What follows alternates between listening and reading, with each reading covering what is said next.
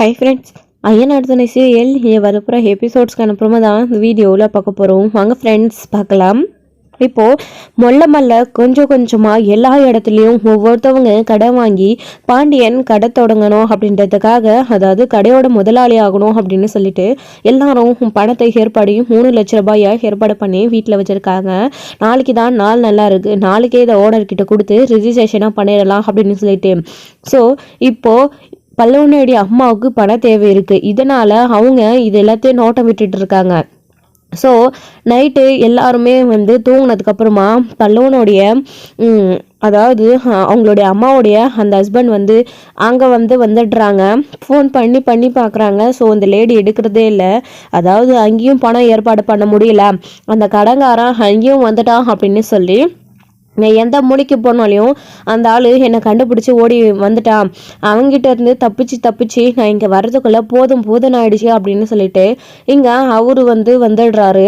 அப்போது பல்லவனுடைய அம்மாவுக்கு ஃபோன் பண்ண உடனே அவங்களுமே இந்த ஆள் எதுக்கு இந்த நேரத்தில் ஃபோன் பண்ணுறாங்க அப்படின்னு சொல்லிட்டு ஃபோன் எடுத்துகிட்டு வெளியே வராங்க. வெளியே பார்த்தா அந்த அம்மா அதிர்ச்சியில் நிற்கிறாங்க. ஏன்னா அவருடைய ஹஸ்பண்ட் அங்கே நின்றுட்டு இருக்காங்க. யோ ஃபோன் பண்ணுறான்னு பார்த்தா பேசுகிறதுக்கு வெளியில் வந்தா இப்படி இங்கே நின்றுட்டுருக்க, இங்கே எதுக்குயா வந்த அப்படின்னு. ஏய் என்னடி, என்னை பார்த்தா உனக்கு எப்படி தருது? நான் தான் சொன்னேன்ல, அவன் இருக்கிற அந்தஸ்துக்கும் அதிகாரத்துக்கும் எங்கே போனாலும் நம்மளை தேடி வந்துடுவான் அப்படின்னு. அங்கே நான் போன இடத்துக்கே என்னை தேடி அங்கேயே வந்துட்டான். அவங்ககிட்ட இருந்து தப்பிச்சு வர வேலைக்கு எனக்கு போதும் ஆயிடுச்சு அப்படின்னு சொல்கிறாங்க. பணத்தை ஏற்பாடு பண்ணியா இல்லையாடி? கடன் கொடுக்கல அப்படின்னா வட்டியாச்சு இல்லை முதலையாச்சும் கொடுக்கலன்னா நம்மளை உயிரோடவே வைக்க மாட்டான், கொன்னுடுவாண்டி. இல்லைனா அவன் சொன்ன மாதிரி 2 கிட்னியையும் லிவரையும் உருவிட்டு போயிடுவான் அப்படின்ற மாதிரியெல்லாம் சொல்லிட்டு இருக்காங்க. என்னையா நீ மனுஷன் இப்படி பயமுறுத்துற? நீ எல்லாம் ஒரு புருஷனா? கல்யாணம் பண்ணி சம்பாதிச்சு பொண்டாட்டியை காப்பாற்ற துப்பில் விட்டுட்டு ஓடி போயிட்டேன். இப்போ பணம் ஏற்பாடு பண்ணியான்னு கேட்டால் நான் என்ன பணம் காக்குற மிஷினாயா? இங்கே என்ன இல்லை நான் பணம் வாங்கிட்டு போகிறதுக்காக வந்திருக்கேனா? அந்த பையனுடைய பல்லவனுடைய அம்மாவா நான் இங்கே உட்காந்துட்ருக்கேன். என்னால் எப்படி பணத்தை எடுக்க முடியும்? எல்லாரும் என்னை அந்த அளவுக்கு நம்புகிறாங்க. ரொம்ப நாள் கழிச்சு நான் இந்த வீட்டுக்கு வந்திருக்கேன் அப்படின்னு சொல்லிட்டு அந்த லேடி சொல்லிட்டு இருக்கும்போது நிலா அப்போ நைட்டில் ஒர்க் முடிச்சுட்டு தண்ணி குடிக்கலாம் அப்படின்னு சொல்லிட்டு வராங்க. அப்போது இவங்க 2 பேரும் பேசிகிட்டு இருக்கிறத பார்த்துடுறாங்க. பார்த்த உடனே நிலாவுக்கு ஒரே பயங்கர அதிர்ச்சி, ஒரே ஷாக்காகவும் இருக்குது. என்ன இது, இவங்களுக்கு இது வரைக்கும் சொந்தக்காரங்கன்னு யாருமே இல்லை, நான் யார்கிட்டையும் ஃபோனும் பேசலை அப்படின்னு சொல்லி ஒவ்வொரு தடவையாக சமாளித்தாங்க. சோழனுக்கு கூட ஏதோ கொஞ்சம் சந்தேகம் இருக்கிற மாதிரி சோழனுமே சொன்னாங்க, இவங்க நடிக்கிறாங்களோ என்னவோ அப்படின்னு. ஆனால் இப்போது இந்த லேடி பண்ணுறது அதுக்கேற்ற மாதிரி இருக்கே, யார் இவர், இங்கே என்ன பண்ணுறாரு? ஓ சோழன் ஒருத்தரை இந்த லேடி கூட பார்த்தேன்னு சொன்னது ஒரு வேளை இவராக இருக்குமோ அப்படின்ற மாதிரி நிலா அந்த சமயத்தில் யோசிச்சுக்கிட்டு என்னதான் பேசுகிறாங்களோ அப்படின்னு அங்கே நின்று வேடிக்கை பார்த்துட்டு இருக்காங்க. அப்புறம் என்னடி இங்கே 2 நாள்லேயே புள்ள பாசம் உனக்கு பொங்கிட்டு வந்துருச்சா அப்படின்ற மாதிரி அவர் கேட்கவும், யோ எத்தனையோ வருஷத்துக்கு முன்னாடி விட்டுட்டு போனவன் அவன், அன்றைக்கே அவன் மேலே கொஞ்சம் கூட இறக்க இல்லாமல் தான் நான் விட்டுட்டு போனேன். இப்போது திடீர்னு வந்த உடனே இத்தனை வருஷம் கழித்து பார்த்த உடனே என் பையன் மேலே எனக்கு பாசம் பொத்திக்கிட்டு வந்துடுமா? அதெல்லாம் மறந்தே எத்தனை வருஷம் காலம் ஆச்சு. அவன் தான் என் பையனானே எனக்கே தெரியாது. இந்தோ அன்றைக்கி 2 பேரும் என்னை கூட்டிகிட்டு போக வந்தாங்க இந்த வீட்டில் இருக்கிறவங்க, அந்த சோழன் பையனும் அவனுடைய ஒய்ஃபும். அப்போ தான் இதுதான் பல்லவன் அப்படின்ற ஃபோட்டோவே எனக்கு காட்டினாங்க. அது காட்டினதுக்கப்புறம் தான் பல்லவனா இது அப்படின்னு எனக்கே அடையாளம் தெரிஞ்சிச்சு. நீ என்னமோ பிள்ளை மேலே பாசம் பொத்துக்கிட்டு வந்துடுச்சா அப்படின்னு கேட்குற. என்னையா இத்தனை வருஷம் இல்லாத பாசம் இப்போ எப்படி திடீர்னு வந்துடும்? இங்கே பாரியா, நான் இங்கே வந்ததுக்கான காரணமே நீ என்னை அங்கே அம்போன்னு விட்டுட்டு போயிட்டா. அந்த சமயத்தில் இந்த பொண்ணும் இந்த பையனும் அங்கே நின்னாங்க. சரி நாம் எங்கே போகிறது அப்படின்னு தெரியாமல் தவிச்சிட்டு இருக்கும்போது இவங்க வந்ததுனால இவங்க கூட நான் வந்துட்டேன்.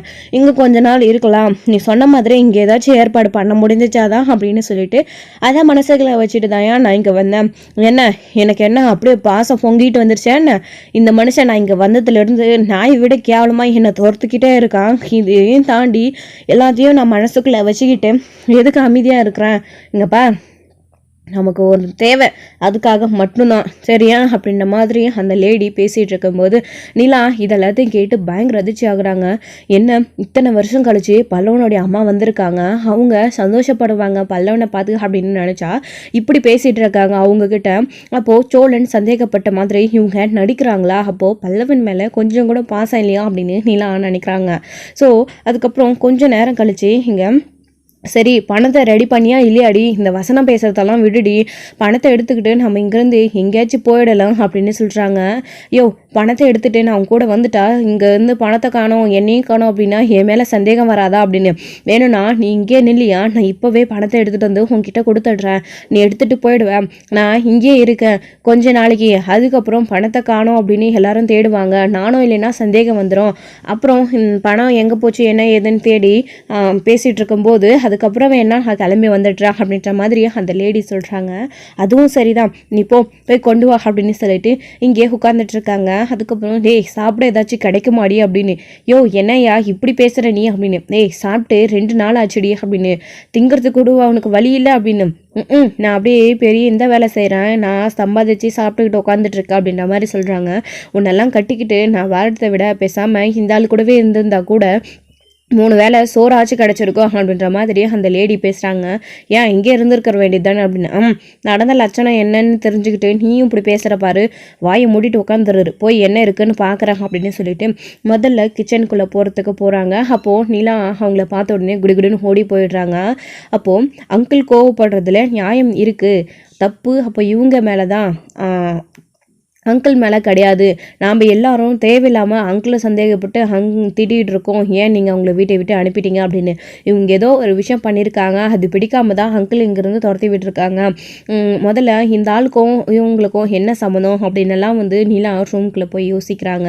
இவங்க கிச்சனுக்கு வராங்க, முதல்ல சாப்பாடு போட்டுக்கிறாங்க, சப்பாத்தியும் சாம்பாரும் ஊற்றிக்கிட்டு அதை எடுத்துகிட்டு போய் உங்ககிட்ட கொடுத்துட்டு, யோ சத்தம் வராமல் மெதியாக திங்கியா நான் வந்துடுறான் அப்படின்னு சொல்லிட்டு அந்த லேடி வந்து சொல்லிவிட்டு பணத்தை எடுத்துகிட்டு வரதுக்காக போயிடுறாங்க. நிலா உள்ளே போனவங்க அவங்க கரெக்டாக ரூம்குள்ளே போகும்போது இவங்க பணப்பிரச்சனையை பற்றி பேசிகிட்டு இருந்தாங்க. அப்போது இந்த ஆள் கூட தான் பேசிகிட்டு இருந்திருக்காங்க, இப்போவும் இந்த ஆள்கிட்ட தான் பேசிட்டு இப்போது பணத்தை எடுத்துகிட்டு வர உள்ளே போயிருக்காங்க. அப்போது இவங்களுடைய நோக்கம் இந்த வீட்டுக்குள்ளேருந்து பணத்தை திருடிட்டு போகிறதா, இவங்களுக்கு ஏதோ தேவை இருக்குது, கடன் இருக்குது, அதை பூர்த்தி செஞ்சுக்கிறதுக்காக நம்மளும் யூஸ் பண்ணிக்கிட்டாங்க, நாம் ஒன்று கூப்பிட்ட உடனே வந்துட்டாங்க, பல்லவன் மேலே இருக்கிற பாசத்தில் அவங்க இந்த வீட்டுக்குள்ளே வரலையா அப்படின்னலாம் வந்து நிலா யோசிச்சுக்கிட்டே வந்து வெளியில் கதவை திறந்து வராங்க. அப்போ இந்த லேடி கரெக்டாக வந்து எல்லாரும் தூங்கிட்டு இருக்கிற நேரம் பார்த்து சத்தம் இல்லாமல் உள்ளே போயிட்டு பீரோவிலேருந்து பணத்தை எடுத்துக்கிறாங்க. நிலா அப்போ டக்குன்னு கரெக்டாக வந்து கதவை திறந்துடுறாங்க. திறந்த உடனே என்னது அது கையில் அப்படின்னு, ஒன்றிலேயம்மா நீ நம்ம இந்த நேரத்தில் நீ தூங்கலையா அப்படின்னு, நான் கேட்ட கேள்விக்கு நீங்கள் பதில் சொல்லுங்கள், கையில் என்னது அப்படின்னு சொல்லிட்டு காட்டுங்க அப்படின்னு நிலா கையை பிடிச்சி இழுக்கும்போது பணம் கீழே வந்து விழுந்துருது. இதை பார்த்த உடனே நிலா பயங்கர அதிர்ச்சி ஆகுறாங்க. நம்ம நினச்ச மாதிரியே போய் இவங்க பணத்தை திருடிட்டு போய் அவங்க கிட்ட கொடுக்க தான் வந்திருக்காங்க அப்படின்னு, என்னது இது அப்படின்னு சொல்லிட்டு, அது வந்து அதுன்னு பணத்தை எதுக்கு இப்போ நீங்கள் எடுத்தீங்க, இது பாண்டியன் கடை லீஸுக்கு எடுக்கிறதுக்காக வச்சுருந்த பணம் தானே, இந்த பணத்தை நீங்கள் எதுக்கு இப்போ எடுக்கிறீங்க அப்படின்னு சொல்லிட்டு நிலா கேட்கவும் திருன்னு அவங்க முழிக்கிறாங்க. இப்போ வாயை தந்து பதில் சொல்ல போகிறீங்களா இல்லையா அப்படின்னு, அவங்க அது ஒன்றும் இல்லாமா அப்படின்னு, ஒன்றும் இல்லாமல் எதுக்கு பணத்தை எடுத்தீங்க அப்படின்னு சொல்லிட்டு கேட்டுட்ருக்காங்க. நீங்கள் வெளியில் யார்கிட்ட பேசிகிட்டு இருந்தீங்களே அவங்க யார், நீங்கள் இந்த வீட்டுக்குள்ளே வந்ததுலேருந்தே உங்கள் மேலே துளி கூட சந்தேகம் வராத அளவுக்கு ரொம்ப ஓவராக நடிச்சிங்க, சோழனுக்கு இதிலேருந்தே உங்கள் மேலே டவுட் வந்துடுச்சு, எனக்குமே ஒரு சந்தேகம் இருந்துக்கிட்டே தான் இருந்துச்சு, பல்லவன் மேலே ஓவராக சந்தோஷமாக இருந்தீங்க, பல்லவனுக்காக நாங்களும் தாய்ப்பாசத்தில் அவனும் ஏங்கிட்டு இருக்கா அப்படின்றதுனால அமைதியாயிட்டோம், இது மட்டும் கிடையாது, நீங்கள் அப்பப்போ யாருக்கிட்டையும் அடிக்கடிக்கு தனியாக ஃபோன் பேசிகிட்டு இருக்கீங்க, கேட்டால் இல்லை அப்படின்னு சொல்லி சமாளிக்கிறேங்க, எதுக்கு இந்த பொய்யெல்லாம் சொன்னீங்க, வெளியில் இருக்கிறது யார், இப்போ இந்த பணத்தை எடுத்துகிட்டு போய் நீங்கள் அவர்கிட்ட கொடுக்க போகிறீங்க அதானே, எதுக்கு எடுத்தீங்க அப்படின்னலாம் வந்து நிலா கேட்கவும், அது வந்துமா அது அப்படின்னு, நீங்கள்லாம் ஒரு தாயா ரொம்ப நாள் கழித்து வந்திருக்கா, பல்லவன் மேலே பாசமாக இருப்பேன் அப்படின்னு பார்த்தா அவன் மேலே பாசமும் இல்லை ஒரு புண்ணாக்கு இல்லை அப்படின்னு சொல்கிறீங்க, உங்களை நினச்சாவே எனக்கு அருவேறுப்பாக இருக்குது, நான் தான் உங்களை இந்த வீட்டுக்கு தேடி கண்டுபிடிச்சி கூட்டிகிட்டு வந்தேனா அப்படின்னு நினைக்கும் போதே எனக்கு அருவேறுப்பாக இருக்குது அப்படின்னு நிலா ஓங்கி பலார்னு ஒரு அரவிட்டுறாங்க. பணத்தை திருடிட்டு போய் கொடுக்குறீங்க, நாங்கள் அங்கங்கே கஷ்டப்பட்டு உழைச்சி வாங்கின காசு இதை திருடிட்டு போய் கொடுக்க போகிறீங்களா அப்படின்னு சொல்லிட்டு பல்லார்னு ஓங்கி நிலா அரைஞ்சிடுறாங்க. என்னம்மா அப்படின்னு, வாயை திறக்காதீங்க அப்படின்னு சொல்லிட்டு நிலா திட்டிகிட்டு இருக்காங்க. அதுக்கப்புறம் வந்து இந்த ஆளுக்கு வந்து சத்தம் கேட்குது, இவங்களை பேசிகிட்டு இருக்கிற சத்தம் கேட்ட உடனே அந்த ஆள் பார்த்தீங்க அப்படின்னா மாட்டிக்கிட்டோம் அப்படின்னு சொல்லிட்டு அங்கேருந்து தட்டையும் சொம்பையும் வச்சுட்டு ஓடி போயிட்டாட்டுங்குது குடுகுடுன்னு. அப்போது சத்தம் கேட்குது அப்படின்னு நடேசன் எந்திரிச்சு போயிட்டு பார்க்குறாரு, என்ன சத்தம் அது அப்படின்னு, யாரடா அப்படின்னு சொல்லிட்டு நடேசன் எல்லா இடத்துலையும் போய் தேடி பார்க்குறாங்க. வீட்டில் வர பணம் இருக்குது, களவாணி பையன் திருட்டு பையன் யாராச்சும் வந்திருப்பாங்களோ அப்படின்னு சொல்லிட்டு நடேசன் போயிட்டு வெளியில் தேடி பார்க்குறாங்க. ஸோ நிலாவுக்கும் இந்த லேடிக்கும் இப்போ நடேசன் எந்திரிச்சிட்டாங்க அப்படின்ற விஷயம் தெரியுது. அம்மாம்மா நீ அவர்கிட்ட சொல்லிடாதம்மா, ஏற்கனவே அவர் என்னை இந்த வீட்டை விட்டு தொடுத்துட்டாரு. இப்போது இங்கே நடந்த விஷயத்த எதுவும் அவர்கிட்ட சொல்லிடாத அப்படின்னு சொல்லிட்டு, அது மட்டும் இல்லாமல் பல்லவன்கிட்டையும் வீட்டில் யார்கிட்டையும் சொல்லிடாதம்மா அப்படின்னு சொல்கிறாங்க. சி, நீங்கள் இப்படி ஒரு கேவலமான விஷயம் பண்ணிட்டேன், நான் போய் பல்லவன் கிட்ட சொல்லுவேனா? அவன் இந்த விஷயம் தெரிஞ்சால் கண்டிப்பாக நொறுங்கி போயிடுவான். தம்மாவா இப்படி பண்ணாங்க அப்படின்னு அவன் ரொம்ப நொறுங்கி போயிடுவான். அங்கே பாருங்கள், உங்களை பற்றி நான் எதுவும் அவங்ககிட்ட சொல்ல போகிறதில்ல அப்படின்னு. அப்போ நடேசன் வெளியில் தேடிட்டு யாரும் இல்லை அப்படின்னு உள்ளேயும் வந்து எட்டி பார்க்குறாங்க. பசங்க என்ன பண்ணுறாங்க, தூங்கிட்டு இருக்காங்களா அப்படின்னு. அதுக்கப்புறம் கிச்சனுக்குள்ளே போகிறாங்க. போயிட்டு தண்ணி குடிச்சிட்டு யாரும் இல்லை அப்படின்ன உடனே திரும்பவும் வெளியில் வந்து கதவை லாக் பண்ணிவிட்டு இப்போ நடேசன் வந்து வெளியில் வந்து படுத்துக்கிறாங்க. ஸோ தான் பிள்ளைங்களுக்கும் அந்த வீட்டுக்கும் காவல்கார மாதிரி நடேசன் எந்நேரமும் அந்த வீட்டுக்கு வெளியிலேயே வெயிட் பண்ணிவிட்டு ரெஸ்ட் எடுத்து தூங்கிட்டு இருக்காரு. ஸோ இப்போ இங்கே பல்லவன் போனதுக்கப்புறமா இங்கே பாருங்கள், நான் உங்களுக்கு பின்னாடி என்ன கதை நடந்துச்சு அப்படின்றத கேட்கவும் தெரிஞ்சுக்கவும் எனக்கு சுத்தமாக விருப்பம் இல்லை. எப்போ நீங்கள் இந்த மாதிரி ஒரு கேவலமான விஷயத்த பண்ணீங்களோ இந்த நிமிஷமே நீங்கள் இந்த வீட்டுக்குள்ளே இருக்கக்கூடாது. நீங்கள் பொழுது வெடிகிறதுக்குள்ளே பல்லவன் எந்திரிச்சு பார்க்குறதுக்குள்ளே இந்த வீட்டை விட்டு தயவு செஞ்சு போயிடுங்க அப்படின்னு நீலா திட்டுறாங்க. என்னம்மா திடீர்னு இப்படி போக சொல்கிற அப்படின்னு. பின்ன நீங்கள் இவ்வளோ விஷயம் செஞ்சதுக்கப்புறமும் இதெல்லாம் பார்த்துக்கிட்டு நான் உங்களை இந்த வீட்டுக்குள்ளே விட்டு வைக்கணுமா? இங்கே பாருங்கள், தெரிஞ்சால் எல்லாருமே ரொம்ப கஷ்டப்படுவாங்க. இப்போ நீங்கள் இந்த வீட்டை விட்டு போக போகிறீங்களா, இல்லை இப்போவே நான் எல்லாரையும் சத்தம் போட்டு எழுப்பி நீங்கள் எதுக்கு இந்த பணத்தை எடுத்தீங்க அப்படின்னு கேட்டு அந்த ஆள் யார், இல்லை இதுக்கு முன்னாடி என்னென்ன விஷயங்கள் நடந்துச்சு, நடேசன் அங்கிள் எதுக்கு உங்களை வீட்டை விட்டு தொடுத்துனாங்க, இது எல்லா விஷயத்தையும் நான் எல்லாரையும் அங்கிளோட சேர்த்து நிறுத்தி வச்சு எல்லாரையும் கேள்வி கேட்டு உங்களை நான் அசிங்கப்படுத்திடுவேன். இப்போ நீங்கள் இங்கேருந்து போக போகிறீங்களா இல்லையா? பல்லவனுடைய சந்தோஷம் தான் எங்களுக்கு முக்கியம். இப்படிப்பட்டவங்க நீங்கள் இப்படி ஒரு கேவலமானவங்க அப்படின்னு பல்லவனுக்கு தெரிஞ்சால் கண்டிப்பாக அவன் கோவப்படுவான், ரொம்ப மனசு ஒடிஞ்சு போயிடுவான். அவன் ரொம்ப சின்ன பையன், உங்களோட வாழ்க்கையில் என்ன நடந்துச்சு அப்படின்னு அவன் தெரிஞ்சுக்கிட்டா ரொம்ப மனசு ஒடிஞ்சு போயிடுவான். அது இது வரைக்கும் பல்லவனுக்கு எப்படி தெரியாமல் இருக்கோ அதே மாதிரி தெரியாமல் இருக்கிறதே ரொம்ப நல்லது. அதை தெரிஞ்சுக்கவும் எனக்குமே விருப்பம் இல்லை. எப்போ நீங்கள் இப்படி ஒரு கேவலமான விஷயங்களை செஞ்சீங்களோ இதுக்கப்புறம் நீங்கள் முதல்ல தயவு செஞ்சு இங்கேருந்து கிளம்பிடுங்க. காலையில் நாங்கள் எந்திரிச்சு பார்க்குறதுக்குள்ளே நீங்கள் இந்த வீட்டில் இருக்கக்கூடாது. தயவு செஞ்சு இங்கேருந்து போயிடுங்க அப்படின்னு. அது எப்படிம்மா நான் போக முடியும்? பல்லவன் எந்திரிச்சா என்னை எங்கேன்னு கேட்பானே அப்படின்னு. இங்கே பாருங்கள், எனக்கு இன்னொரு வர கோவத்தில் இன்னொரு பக்கம் அரைஞ்சிட போகிறோம். அவன் கேட்டால் நான் அவனை பேசி சமாளிச்சுக்கிறேன், நீங்கள் முதல்ல இங்கேருந்து கிளம்பி போயிடுங்க அப்படின்னு சொல்லிட்டு இங்கே எல்லாம் வந்து பார்த்திங்க அப்படின்னா சொல்லிகிட்டு இருக்காங்க. அந்த லேடியும் என்ன பண்ணுறதுன்னு தெரியாமல் பயந்து பயந்து நின்றுட்டுருக்காங்க. அப்புறம் கொஞ்சம் நேரம் கழிச்சு அந்த லேடியும் பேக் எடுத்துக்கிட்டு வெளியில் போகிறாங்க. திரும்பி இந்த லேடியவே பார்த்துட்டு பின்புறமாக ஒழுங்கு மரியாதை போயிடுங்க அப்படின்னு சொல்லிட்டு நிலா அந்த பணத்தை எடுத்து பீரோக்குள்ளே வச்சுட்டு அந்த லேடியை வெளியே தள்ளி கதவை சாத்திடுறாங்க. பின்புறமாக அந்த லேடி போகிறாங்களா இல்லையான்னு நிலா பார்த்துக்கிட்டே இருக்காங்க. போயிடுங்க, இனி இந்த ஊர்லேயே இருக்காதுங்க, நீங்கள் ஏற்கனவே தங்கிட்டு இருந்த அந்த வீட்டில் கூட இருக்க வேண்டாம், நீங்கள் எங்கேயாச்சும் கண்காணாத இடத்துக்கு என் கண்ணுக்கே படாத இடத்துக்கு போயிடுங்க. இன்னொரு நாளைக்கு நான் உங்களை பார்த்தவே கூடாது. பார்த்தேன்னா அந்த இடத்துல என்ன நடக்கும்னு தெரியாது. பல்லவன் கண்ணிலையும் நீங்கள் பற்றவே கூடாது. அந்த வீட்டை விட்டு தயவு செஞ்சு போயிடுங்க, உங்களுக்கு புண்ணியமாக போகும் அப்படின்னு நீலா வீட்டை விட்டு அந்த லேடியை துரத்தி விட்டுறாங்க. அந்த லேடியுமே திருன்னு முழிச்சுக்கிட்டு பார்த்துக்கிட்டே போகிறாங்க. அந்த ஆள் இருந்துக்கிட்டு மாட்டிக்கிட்டோமே அப்படின்னு கொஞ்சம் தூரம் தள்ளி போய் நின்றுட்டுருக்காரு. அப்போது இந்த லேடி வந்து உடனே என்னடி பணத்தை கொண்டு வந்துட்டியா அப்படின்னு. யோ, உன்னால் எல்லாமே வீணாக போச்சு போயா, நீங்கள் வராமல் இருந்தா கூட அந்த பணத்தை எடுத்துகிட்டு நானாக எப்படியாச்சும் நான் இங்கேருந்து ஓடி வந்து தப்பிச்சிருப்பேன், கடனையும் அடைச்சிட்டு நம்ம நிம்மதியாக இருந்திருக்கலாம். ஆனால் உன்னால் எல்லாமே சொதப்பிடுச்சு. நீ வந்து அந்த வீட்டுக்குள்ளே என்கிட்ட பேசினதுனால அந்த வீட்டில் இருந்த அந்த பொண்ணு சோழனோட ஒய்ஃபு பார்த்துடுச்சியா. அந்த பொண்ணு பார்த்ததுனால என்னால் பணத்தை எடுத்துகிட்டு வர முடியல. அந்த பொண்ணு பார்த்து என்னை கையும் காலுமா கண்ட மெனிக்கு திட்டி அனுப்பிடுச்சு. வீட்டில் இது வரைக்கும் யாருக்கிட்டையும் சொல்லாமல் அந்த பொண்ணு என்னை வீட்டை விட்டு வெளியில் அனுப்புனதே ரொம்ப பெரிய விஷயம். மரியாதை இங்கேருந்து வந்துட்டு போயிடலாம் அப்படின்னு சொல்லிட்டு அந்த லேடி வந்து சொல்லவும், என்னடி உன்னால் ஒரு பணத்தை கொடுத்து எடுத்துகிட்டு வரல முடியலையா அப்படின்னு. யோ, நம்ம நீயும் நானும் ஆரம்பத்தில் பேசிக்கிட்டதவே அந்த பொண்ணு கேட்டுருச்சா. அது மட்டும் இல்லை, அந்த வீட்டுக்குள்ளே நான் போனதுலேருந்து அந்த பையனுக்கும் அந்த பொண்ணுக்கும் என் மேலே சந்தேகம் இருந்துக்கிட்டே இருந்திருக்கு. இப்போது அது கன்ஃபார்ம் ஆகிடுச்சு. நீ அங்கே வந்ததுனால நீ வராமல் இருந்தால் நான் ஏதாச்சும் பண்ணி சமாளிச்சிருப்பேன். உன்னால் எல்லாம் கெட்டு போச்சு. இப்போ அந்த பொண்ணு வந்து நம்மளை கண்டந்துண்டமாக வெட்டி போகிறதுக்குள்ளே இங்கேருந்து நம்ம போயிடணும், வந்துறியா அப்படின்னு சொல்லிட்டு அந்த லேடியும் அந்த புருஷனை கூட்டிகிட்டு அங்கேருந்து போகிறாங்க. அந்த புருஷனும் இப்போ பணத்துக்கு அடுத்து என்ன பண்ணுறது, கடங்காரம் வந்து தேடுவானே அப்படின்னு. 2 பேரும் சேர்ந்து போய் எங்கேயாச்சும் உட்காந்து பிச்சை எடுக்கலாம் வாயா, உன்னை கட்டினதுக்கு அது மட்டும்தான் நான் செய்யணும், வேறு என்ன நான் செய்யாமல் இருக்கேன் அப்படின்னு அப்படின்னெல்லாம் வந்து அந்த லேடி சொல்லிக்கிட்டு இங்கேருந்து கூட்டிக்கிட்டு போகிறாங்க அந்த ஹஸ்பண்டை. அந்த ஹஸ்பண்டும் புலம்பிக்கிட்டே போகிறாரு. அந்த ஹஸ்பண்ட் என்ன அப்படின்னா கொஞ்சம் கூட கேவலமாக, அதாவது அந்த லேடியை பற்றி நினச்சி பார்க்காம கேவலமான ஒரு விஷயத்த சொல்கிறாங்க அந்த லேடிக்கிட்ட. பேசாமல் நீ எங்கேயாச்சும் போறியாடி அப்படின்னு சொல்லிட்டு, என்னையா சொல்கிற நீ, நான் எங்கே போகணும் அப்படின்னு. ஏய் பேசாமல் நீ எங்கேயாச்சும் போனினா கூட நல்ல காசை சம்பாதிக்கலாண்டி, அதை வச்சு கடனை அடைச்சிடலாம் அப்படின்னு சொல்கிறாங்க. யோ நீ எல்லாம் கட்டின புருஷனாயா கண்டவனுக்கு கூட்டி கொடுக்குறா அப்படின்னு சொல்லி அந்த லேடி காய்ச்சி மூச்சுன்னு அந்த ஆளை கத்தி விட்டுறாங்க. வேறு வழி லேடி அப்படின்னு. ஏய் நீ வேணா அந்த தொழிலுக்கு போயா, என்ன எதுக்கு அந்த தொழிலுக்கு போக சொல்கிறேன். பார் நான் பிச்சை எடுத்தாச்சு கூட கஞ்சி குடிப்பேனே தவிர என் மானத்தை விற்று தான் நான் கஞ்சி குடிக்கணும், உயிரோடு இருக்கணும் அப்படின்ற அவசியம் எனக்கு இல்லையா அப்படின்னு. இது இந்த கொஞ்ச நேரத்துக்கு முன்னாடி அங்கே திருடி வரத்துக்கு போனவங்கல்ல, அந்த வீட்டிலேருந்து பணத்தை எடுத்துகிட்டு வர அப்போ யோசிச்சிருக்கணும் அப்படின்னு.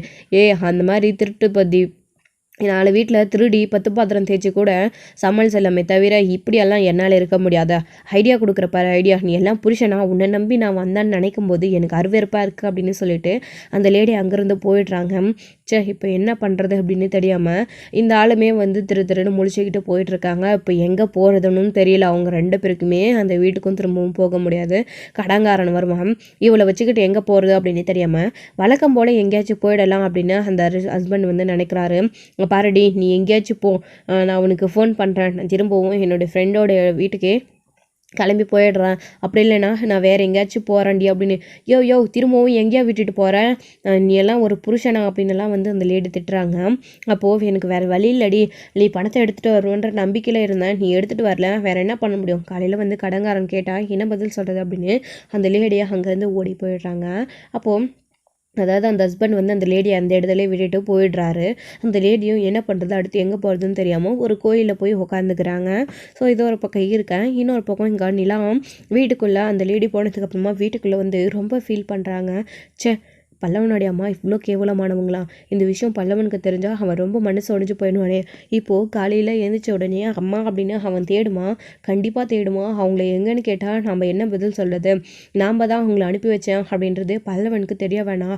அவங்க எப்படி இந்த வீட்டுக்குள்ளே வந்தாங்களோ அவங்க ஓடி போயிட்டதாகவே இருக்கட்டும். நம்ம நடந்த விஷயத்தையோ இங்கேருந்து அவங்க போன விஷயத்தையோ நம்ம பல்லவன்கிட்ட சொல்லக்கூடாது. அவங்களுடைய அம்மா இப்படி கேவலமானவங்க அப்படின்னு தெரிஞ்சால் பல்லவன் ரொம்ப வருத்தப்படுவாங்க அப்படின்னு சொல்லிட்டு நிலா இந்த விஷயத்த சொல்லாமே வந்து பார்த்திங்க அப்படின்னா மறைச்சிடுறாங்க. ஸோ எப்படியோ வந்து பாண்டியனுக்கு கடை லீஸ் கிடைக்கிறதுக்காக பணம் ஏற்பாடு பண்ணது திருட்டு போகாமல் போயிடுச்சு. அண்ணன் தம்பி எல்லாரும் கஷ்டப்பட்டு கண்கலங்க வருத்தப்பட்டு இவ்வளோ ஒத்துமையாக இருந்த இந்த குடும்பம் அந்த பணத்தை ஏற்பாடு பண்ணி பாண்டி முன்னேறதுக்காக ரெடி பண்ணி வச்சுருக்காங்க. அந்த பணத்தை திருடிட்டு போகணும்னு நினச்சிருக்காங்க பாரு அந்த லேடி. அவங்களாம் என்ன மனுஷங்களாக இருப்பாங்க, பணத்தை திருடிட்டு போய் அப்படி என்னதான் பண்ண போகிறாங்க.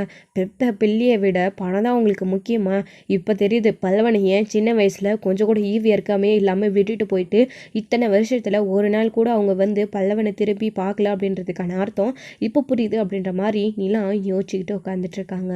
ஸோ இதோட இந்த எபிசோடு வந்து முடிச்சிருக்காங்க. அடுத்தடுத்த எபிசோடில் என்ன நடக்க போகுது, கண்டிப்பாக காலையில் நிலா நினச்ச மாதிரி பல்லவன் எந்திரிச்ச உடனே அவங்களுடைய அம்மாவை தேட போகிறாங்க. அவங்க மட்டும் இல்லை, வீட்டில் இருக்கவங்க எல்லாருமே அவங்க எங்கே போயிட்டாங்க அப்படின்னு தேட போகிறாங்க.